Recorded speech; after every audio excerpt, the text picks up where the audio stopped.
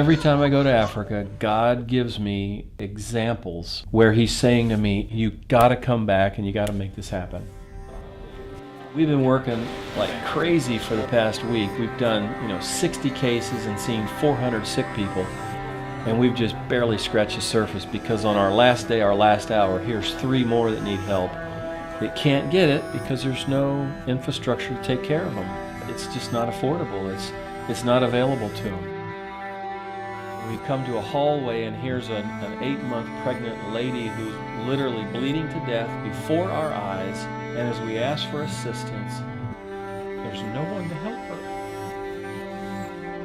So I say to Russ and Joe, our anesthesiologist and our surgeon, this is pretty complicated. We have no stuff to work with here. We've sent all of our supplies home. And the government medical workers literally folded their hands and said, we have no instruments. This is going on in African hospitals every single day. Every single day. There are people dying needlessly. We can do something about this by getting surgical teams in and getting Africans trained in surgery. How about even a pair of scissors? There's no plastic container or any small bucket for us to drain the urine in. This is a huge problem. I don't know if I have any more instruments. You have to look for instruments.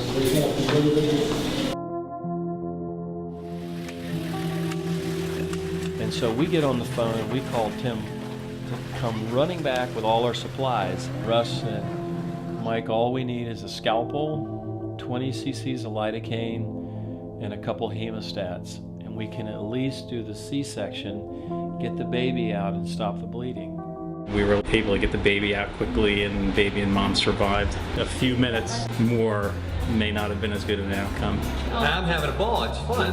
I mean, you're in another culture. You're helping people. It's great. I love every minute of it. We've got PAs, nurses, pastors, physicians, architects, builders. You may be a physician, you may be a PA, you may be a nurse practitioner, you may be a dentist or dental hygienist. Why don't you just consider giving us 2 weeks of your time?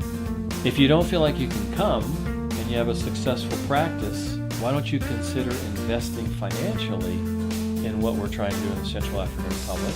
And by all means, if you come or if you give money, be sure you're praying with us about this. Our dream is not only will you see a surgical center in Bangui, but one day this brand will be found in other regions in Central Africa. You're guaranteed that people are going to be nice to you, compassionate. You're guaranteed that they know what they're doing, they have competence in their skill level. You know that Jesus Christ is the bottom line. If you can't afford it with money, we'll let you work. We'll let you bring a goat. We'll let you bring a chicken. But we're not going to turn people away because they don't have the money. We'll have a surgical center that's well equipped, and if you need surgery, guess what? You'll get your surgery. If you join us, you have the potential of impacting a nation. And not only can we impact a nation, but with time, I believe we'll impact a continent. She would like to thank you very, very much. I have so much joy in my heart because now I have a new life.